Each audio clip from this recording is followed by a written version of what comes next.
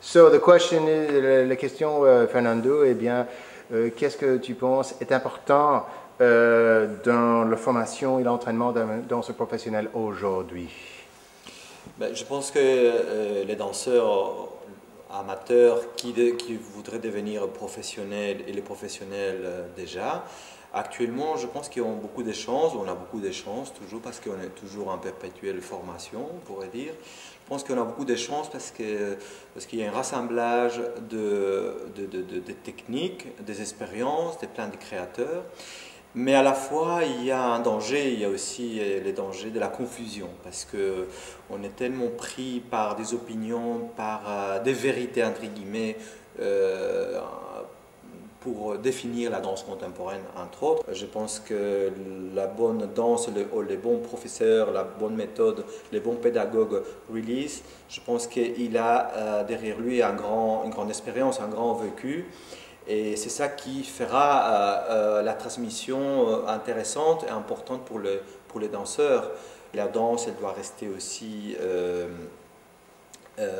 calibrée, approfondie par une technique, laquelle c'est à chacun de choisir, et en fonction de ça, développer ses propres qualités comme interprète, danseur et interprète qui est sur un plateau. Donc je pense qu'il faut être très ouvert, très à l'écoute.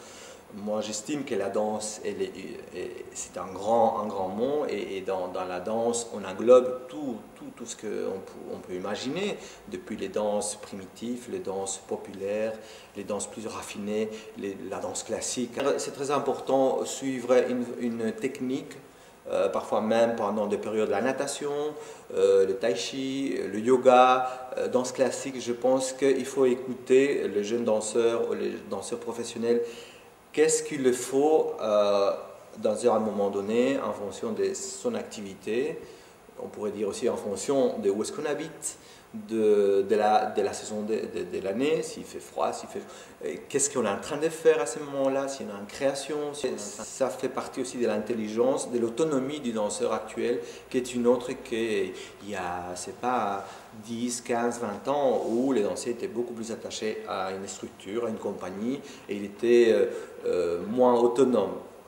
Actuellement, on a la chance et aussi cette difficulté, on doit s'assumer, on doit être son propre maître. Donc là, on a beaucoup de chance, je me répète, que tout cet éventail de possibilités nous donne l'occasion de préserver notre vie de danseur, d'aller plus loin, et en même temps, on ne peut pas non plus trop se lâcher dans ces courants des danses faciles où il faut être soi-même, où il ne faut pas trop se dépenser, où il faut utiliser les minimums d'énergie musculaire. Puis on oublie souvent les danseurs, musiciens, donc attachés aussi à la musique. Voilà, je pense que surtout cette autonomie nous rend plus libres, mais comme un enfant parfois, un peu dans une forêt, donc il y a les doubles tranchants. Voilà. Thank you. Avec plaisir.